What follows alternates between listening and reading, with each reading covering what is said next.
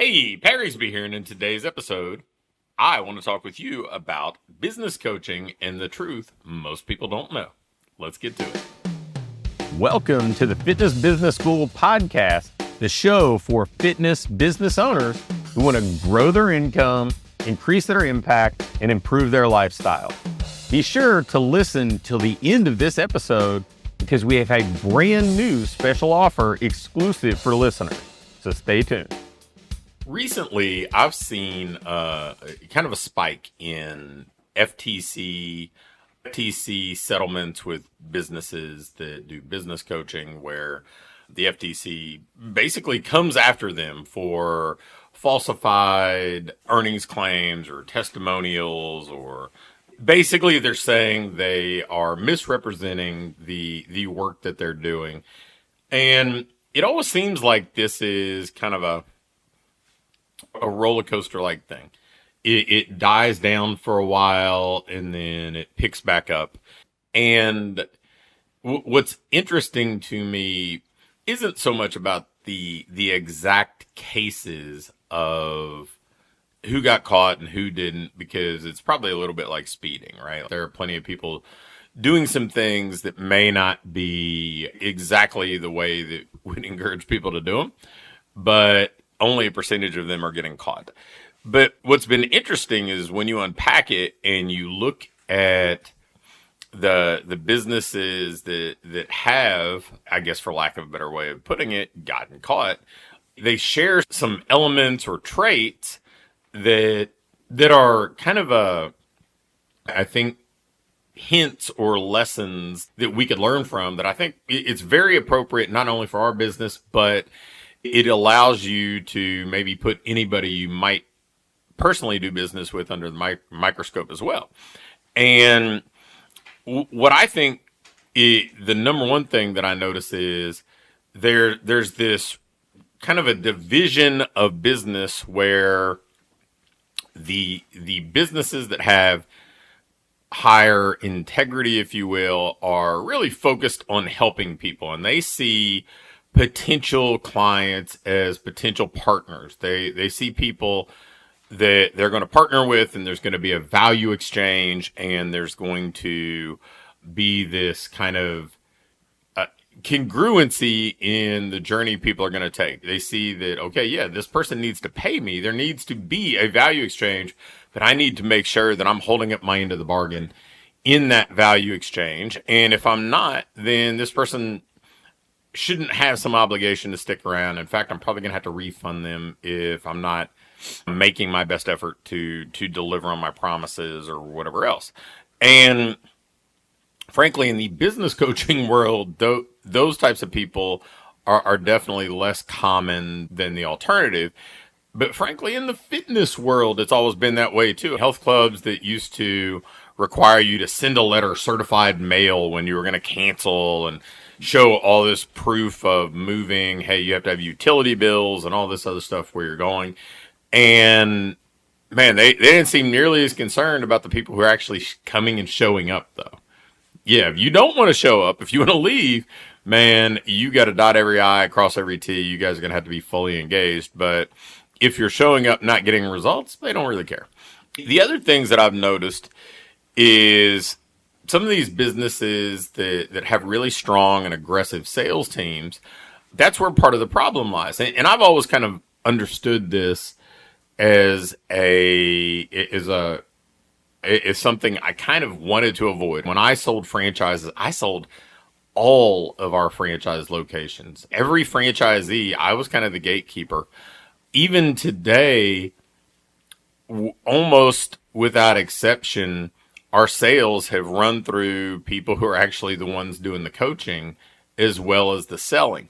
Now, there are instances where I'm comfortable letting somebody else do a little bit of the selling because I am very tied to that person. They have integrity, and then the way their compensation is set up, if somebody is a bad fit, bad experience, then the compensation would be limited. And the reason I tell you that is if somebody's a commission sales rep and they're their motivation, their incentive is largely to get a yes, because their commission is based on getting the yes.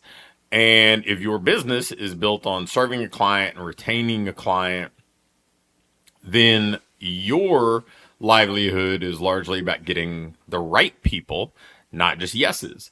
And there's kind of this I think, friction between those two positions. And that's why commission sales reps they're doing what they're paid to do. They're doing what they're asked to do. I have no misgivings about commission sales reps. And frankly, I've done a little bit of that. But if that's what their incentive is, then that's how they pay the bills. That's what they're going to do. And it's not necessarily congruent with you being getting the right fit in the program, somebody you can help, somebody that's going to fit your culture, somebody that's going to buy into what you do. And I think we see that in business in general. It's sometimes we get so desperate that we jump at, hey, let's get yeses. And we don't think about, is this yes a plus for my business, a neutral for my business, or a minus? And then one other thing that I've noticed with the business coaching, I guess, issues that have come up as of late, and I've talked about this before, and I've even written emails about it, is where a lot of business coaches even would lean on some sort of outside financing, coach financing, or telling people to go get home equity loans to do things. And that, years ago, I even shopped a business coaching program, and I had somebody who's below half my age selling me on the phone. Actually, I believe it was on Zoom at that point, and telling me that, hey, you know what, if you're serious about this, you need to do this. They didn't ask me a thing about my financial situation. They didn't ask me what kind of financial obligations I had. They didn't ask me if I had a family that I was going to have to pay tuition for kids in school or whatever else. It was, if you're serious about this, you'll come up with the money. And then that kind of subtle hint of, hey, we've had people go through this financing solution or go get home equity, and because those people are committed. And I thought, man, that's A, it's pretty desperate, and B, I don't know that it's ethical for somebody to say you need to go seek this solution without understanding any sort of the financial situation somebody's in. But I see trainers do the same thing. They'll say, this person isn't committed because they want to invest this amount of money. I'm like, man, do you know their personal financial situation?